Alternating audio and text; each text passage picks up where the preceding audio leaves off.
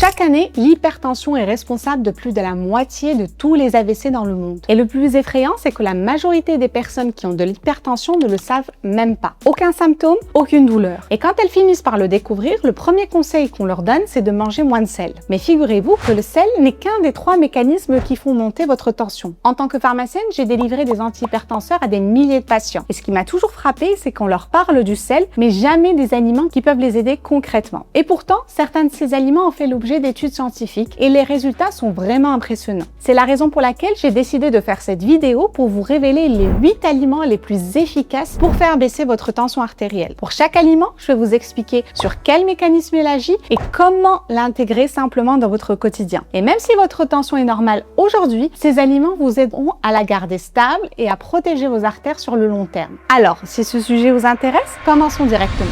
Ce qui est super important à comprendre, c'est que votre tension dépend de 3 mécanismes. Le premier, c'est le volume sanguin. Dans vos vaisseaux, il y a du sang et ce sang contient de l'eau. Et la quantité d'eau dans votre sang dépend directement du sodium, c'est-à-dire du sel. Plus vous consommez de sel, plus vos reins vont retenir l'eau et plus il y aura de liquide dans vos vaisseaux sanguins et plus la pression va alors augmenter. C'est un peu comme un tuyau d'arrosage. Si vous mettez plus d'eau dedans, la pression monte. Le deuxième mécanisme, c'est la rigidité de vos artères. Quand vos artères sont souples, elles s'adaptent à la pression du sang. Elles se dilatent, elles se détendent.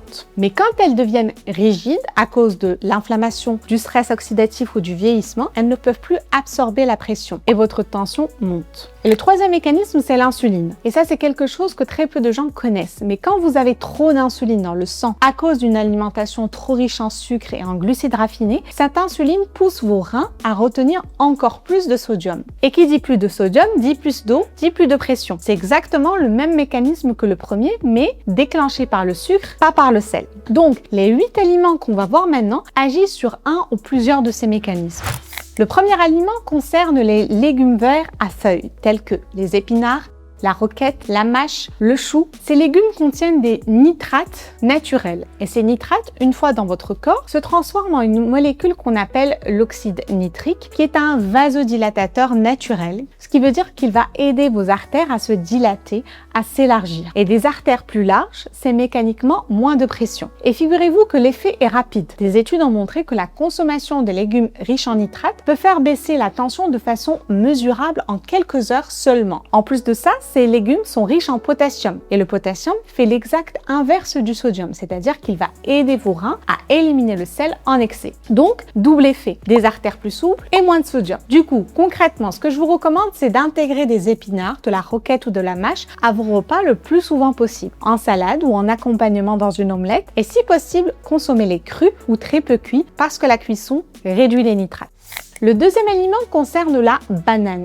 Et c'est probablement l'aliment le plus simple et le plus accessible de cette liste. La banane est l'une des meilleures sources de potassium qui existent. Et comme on vient de le voir, le potassium aide vos reins à évacuer le sodium en excès. C'est un mécanisme direct, plus de potassium, moins de sodium retenu, moins d'eau dans le sang, donc moins de pression. Et figurez-vous que la plupart des gens ne consomment pas assez de potassium. L'apport moyen est largement en dessous des recommandations. Et en parallèle, la consommation de sodium est bien trop élevée. C'est ce déséquilibre potassium-sodium qui est souvent la première cause d'une tension trop élevée. Concrètement, ma recommandation est donc de prendre une banane par jour, c'est déjà un bon début, au petit déjeuner, en collation, avec quelques amandes. Le troisième aliment de la liste concerne l'ail. Un aliment exceptionnel pour votre santé cardiovasculaire car il contient une molécule qu'on appelle l'allicine qui a un effet vasodilatateur direct sur vos artères. Ça veut dire qu'elle aide vos artères à se détendre et à s'élargir. Et des artères détendues, c'est une tension qui baisse naturellement. L'ail a également un deuxième bénéfice auquel on ne pense pas toujours. Puisque comme l'ail donne beaucoup de goût à vos plats, vous aurez donc naturellement besoin de moins de sel pour assaisonner. Et qui dit moins de sel, dit moins de sodium, dit moins de pression. C'est un double effet. Un effet direct sur vos artères et un effet indirect en remplaçant le sel. Du coup, ce que je vous recommande, c'est de mettre de l'ail le plus souvent possible dans votre alimentation. Cru, c'est l'idéal parce que la lysine est plus concentrée, mais même cuit, l'ail conserve une bonne partie de ses propriétés. Le quatrième aliment concerne les légumineuses. tels que les lentilles, les pois chiches, les haricots blancs, les haricots rouges. Et là, on touche au troisième mécanisme dont je vous avais parlé au début de la vidéo, l'insuline. Les légumineuses ont un index glycémique très bas, ce qui veut dire qu'elles ne provoquent pas de pic d'insuline. Et moins d'insuline dans votre sang, ça veut dire que vos reins retiennent moins de sodium. En plus de ça, les légumineuses sont riches en magnésium et en potassium. Le magnésium va alors aider vos vaisseaux sanguins à se détendre. Le potassium aide à éliminer le sodium. C'est donc 3 mécanismes en un seul aliment, ce qui est génial. Concrètement, ma recommandation est donc d'intégrer les légumineuses 3 à 4 fois par semaine, telles que un houmous de pois chiches, une salade de lentilles avec de l'ail et du citron, une soupe de haricots. Et si vous combinez ça avec les épinards et l'ail qu'on a vu juste avant, ça serait parfait. Imaginez une salade d'épinards frais avec des lentilles, de l'ail, un filet de citron et d'huile d'olive. Et vous venez de créer un repas qui coche les 3 mécanismes de la tension. Et d'ailleurs, les aliments qui suivent sont ceux dont les résultats des études m'ont le plus impressionné. Le 5e aliment sur la liste concerne la betterave. Et c'est probablement l'aliment dont l'effet sur la tension est le plus rapide et le mieux documenté. Car ce qu'il faut savoir, c'est que la betterave est extrêmement riche en nitrates, encore plus que les épinards. Et vous vous souvenez du mécanisme dont je vous avais parlé au début, où les nitrates se transforment en oxyde nitrique qui dilate vos artères. Figurez-vous que des études ont montré que boire un verre de jus de betterave peut faire baisser la tension systolique de 4 à 5 mm de mercure juste en l'espace de quelques heures. Et 4 à 5 mm de mercure, ça ne paraît peut-être pas énorme comme ça, mais à l'échelle d'une population, une réduction de 5 mm de mercure de la tension systolique est associée à une diminution significative du risque d'AVC et du risque de crise cardiaque. Concrètement, ma recommandation est donc de la manger cuite, en salade, râpée crue ou en jus. Si vous la prenez en jus, faites-la maison pour éviter les sucres ajoutés.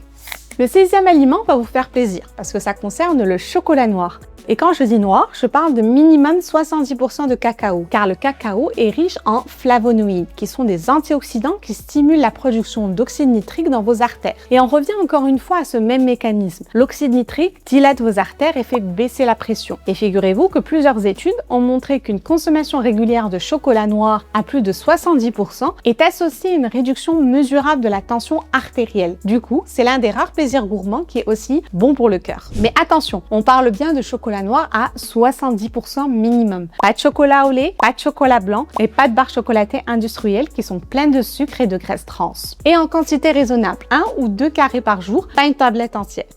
Le 7e aliment concerne les poissons gras, tels que le saumon, la sardine, le maquereau, le hareng. Car ce qu'il faut savoir, c'est que les poissons gras sont riches en oméga 3, en particulier en EPA et DHA. Et les oméga 3 ont un effet anti-inflammatoire puissant au niveau des artères. Du coup, des artères moins inflammées, c'est des artères plus souples. Et des artères plus souples, c'est une tension plus basse. Et les oméga 3, eux, font aussi baisser vos triglycérides, ces graisses dans le sang qui, en excès, contribuent à la rigidité artérielle. C'est donc un effet combiné. Moins d'inflammation, moins de rigidité, donc moins de pression. Concrètement, l'idéal serait donc d'essayer de manger du poisson gras 2 à 3 fois par semaine. La sardine et le maquereau sont excellents et moins chers que le saumon. Et privilégiez les petits poissons qui accumulent moins de métaux lourds. Et d'ailleurs, si tout ça vous parle, sachez que j'ai créé un bilan nutritionnel gratuit. C'est un questionnaire qui vous prendra moins de 3 minutes, qui vous donnera un score personnalisé sur vos habitudes et les recommandations adaptées à votre situation. Je vous mets le lien en description, où vous pouvez également commenter le mot bilan et je vous l'enverrai directement.